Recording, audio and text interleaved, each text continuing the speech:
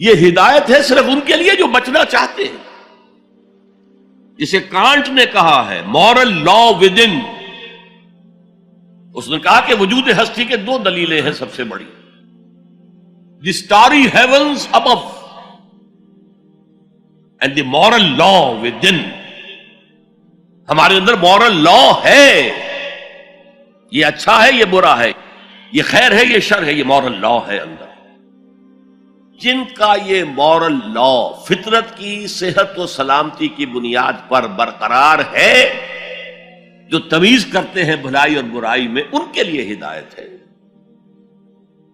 اولاً وہی آتے ہیں سلیم الفطرت لوگ، ابو بکر اور عثمان رضی اللہ تعالی عنہما، والذین اتبعوہم بإحسان. پھر کچھ لوگ ان کے پیچھے پیچھے بھی آتے ہیں. ایک نمونہ دیکھ لیا، کچھ لوگ بڑھ رہے ہیں، یہ دوسرے درجے کے لوگ ہیں. قرآن مجید میں درجہ بندی بیان کی گئی ہے. السابقون الاولون من المہاجرین والانصار والذین اتبعوہم بإحسان رضی اللہ عنہم ورضوا عنہ. تو یہ سابقون الاولون جو ہیں وہ سلیم الفطرت، وہ سلیم العقل انسان ہیں جو ان چیزوں تک پہنچ چکے ہیں. البتہ ابھی یقین کی دولت جو ہے حاصل نہیں ہوئی، اور یہی نقشہ کھینچا گیا ہے حضور کا. وَوَجَدَكَ ضَالًّا فَهَدَىٰ. ضال کا ترجمہ جو ہے گمراہ بھی کر دیا جاتا ہے. ضال اسے بھی کہتے ہیں کہ کوئی شخص کسی کے عشق میں دیوانہ ہو جائے، اور ضال وہ بھی ہے جو ابھی حق کی تلاش میں سرگرداں ہے. تو جو غور و فکر غار حرا میں ہو رہا تھا، حدیث میں آتا ہے تحنسو یتحنسو فی، جا کر آپ وہاں عبادت کرتے تھے. تو وہ عبادت کیا تھی؟ کان صفت تعبدہ فی غار حرا التفکر والاعتبار.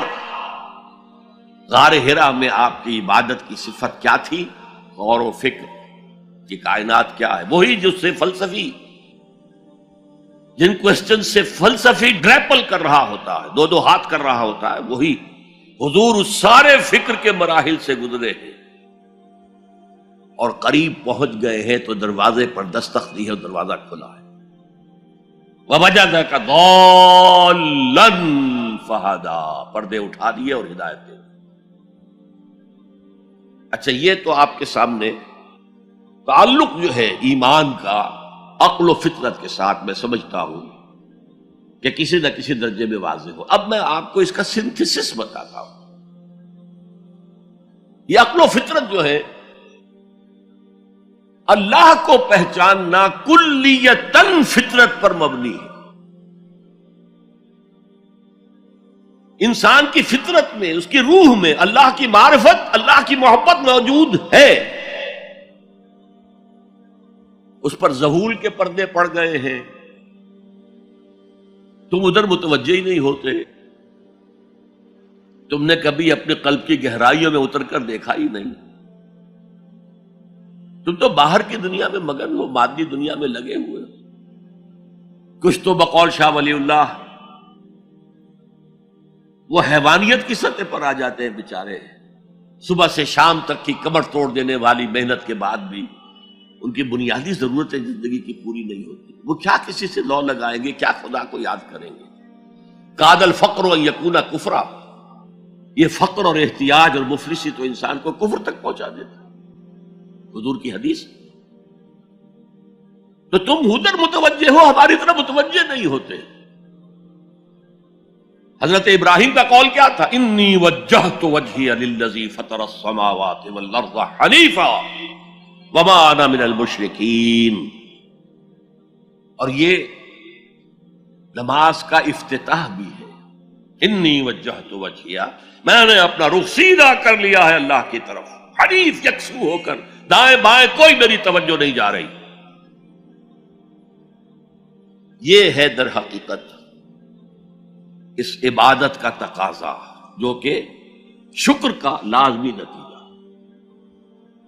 اب اس کا سنتھیسس دیکھیے. میں نے کہا کہ سب سے پہلے ایمان باللہ وہ کلیتاً فطرت پر ہے. اسی لیے کانٹ نے یہ ثابت کیا، ایک کریٹیک آف پیور ریزن اس کی کتاب، جس نے ہنگامہ پیدا کر دیا تھا پورے یورپ میں۔ اس وقت تک کرسچینٹی ڈومیننٹ تھی اور مذہب ایک اہم عنصر تھا انسانی زندگی کا۔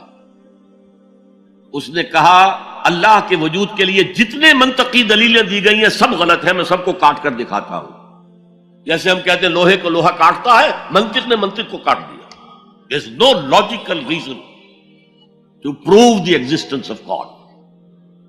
A critique of pure reason، میں نے کہا تھا پیور ریزن، عقل خالص جو فطرت سے رہنمائی نہیں لے رہی۔ وہ فلسفہ جو ہے اس کی منزل کیا ہے؟ ایگنوسٹسزم یا اسکیپٹسزم، لادریت یا ارتیابیت۔ پھر اس نے ایک کتاب لکھی بعد میں، کرٹیک آف پریکٹیکل ریزن۔ اس نے کہا کہ عملی طور پر انسان اخلاق حسنہ اختیار کر ہی نہیں سکتا جب تک کہ خدا کو نہ مانے۔ یہ نیسیسٹی ہے انسان کو کہ مانے۔ علامہ اقبال نے اس کو تسلیم کیا ہے، کانٹ کے اس دعوے کو۔ وہ ان کی کتاب ہے reconstruction of religious thought in Islam, کہ کوئی منطقی دلیل خدا کے وجود کو ثابت نہیں کر سکتی۔ متکلمین نے کوششیں کی ہیں، لیکن دلیل دلیل کو کاٹ دیتی ہے، منطق منطق کا توڑ کر دیتی ہے۔ وہ صرف قرآن نے لفظ آیت استعمال کیا جو میں نے بیان کیا تھا۔ اس کائنات میں ہر شے اللہ کی نشانی ہے۔ جیسے آپ کو اپنے کسی دوست کی دی ہوئی کوئی شے دیکھتے ہی دوست یاد آ جاتا ہے، ایسے ہی آفاق و انفس میں اللہ کی نشانیاں ہیں۔ تمہارے اندر بھی اللہ کی نشانیاں ہیں۔ ذرا توجہ تو کرو، آفاق کو دیکھو، کھول آنکھ، فلک دیکھ، زمین دیکھ، فضا دیکھ۔ افلا ينظرون الى الابل كيف خلقت والى السماء كيف رفعت والى الجبال كيف نصبت والى الارض كيف سطحت فذكر انما انت مذکر۔ کیا یہ دیکھتے نہیں، غور نہیں کرتے اونٹ کو کیسے پیدا کیا گیا، کتنا اپنے ماحول کے ساتھ مناسبت رکھتا ہے، 7 دن نہ کچھ کھانے کو ملے نہ پینے کو ملے، اسے کوئی پرواہ نہیں۔ صحرا لقد صحرا کا جہاز، وہ دیکھتے نہیں آسمان کیسے بلند کر دیا گیا، دیکھتے نہیں پہاڑ کیسے گاڑ دیے گئے، دیکھتے نہیں زمین کیسے پھیلا دی گئی۔ اے نبی آپ یاد دہانی کرائیے، یہ نشانیوں کی طرف متوجہ کر دیجئے، آپ سوائے یاد دہانی کرانے والے کے اور کچھ نہیں ہے۔ آپ کے ہاتھ میں اختیار نہیں ہے کہ آپ اللہ کو منوا لیں، یہ تو تمہارے اندر سے فطرت سے ابھر کر گواہی آئے گی۔ اب دیکھیے اس کے لیے آیت، جسے میں یہ قرآن مجید کی طویل آیات میں سے جیسے آیت البر ہم نے پڑھی تھی، ان فی خلق السماوات والارض واختلاف اللیل والنہار والفلک التی تجری فی البحر بما ينفع الناس وما انزل اللہ من السماء من ماء فاحیا به الارض من بعد موتها وبث فیہا من کل دابۃ وتصریف الریاح والسحاب المسخر بین السماء والارض لآیات لقوم یعقلون۔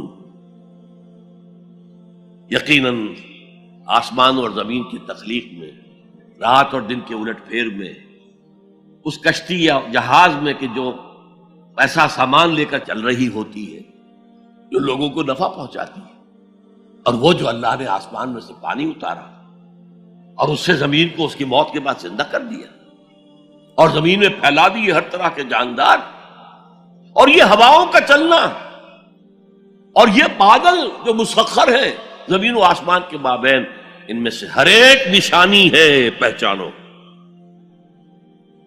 کیا مطلب؟ تم نے کسی مصور کی تصویر دیکھی، تعریف تصویر کی کرتے ہو یا مصور کی کرتے ہو؟ مصور کا کمال ہے، تصویر میں کیا ہے؟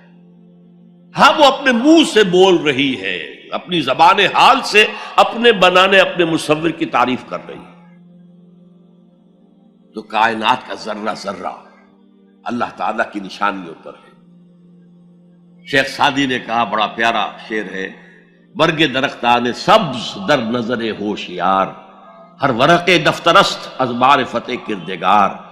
یہ جو سبز درختوں کے پتے ہیں، ایک نگاہ ہوشیار جو کہ ان کی حقیقت کو پہچان سکے، اس کے نزدیک ہر پتا معرفت کردگار کا ایک بہت بڑا دفتر ہے۔ اور آج ہمیں معلوم ہے ہر پتا ایک فیکٹری ہے، فوٹو سنتھسس کا عمل اس میں ہو رہا ہے، سورج کی انرجی کو جذب کیا جا رہا ہے۔ برگ درختان سبز در نظر ہوشیار، ہر ورق دفتر است از معرفت کردگار۔ تو جو آیت میں نے آپ کو سنائی اسے میں نے نام دیا ہے آیت الآیات۔ اتنی آفاقی آیات کسی اور آیت میں جمع نہیں کی گئی جتنا بڑا گلدستہ ہے یہاں۔ ان فی خلق السماوات والارض واختلاف اللیل والنہار والفلک التي تجری فی البحر بما ينفع الناس وما انزل الله من السماء من ماء فاحیا به الارض بعد موتها وبث فيها من كل دابة وتصريف الرياح والسحاب المسخر بين السماء والارض لآیات لقوم یعقلون۔ دوسری طرف تمہارے اندر بھی ہے سنوریہم آیاتنا فی الآفاق وفی انفسہم۔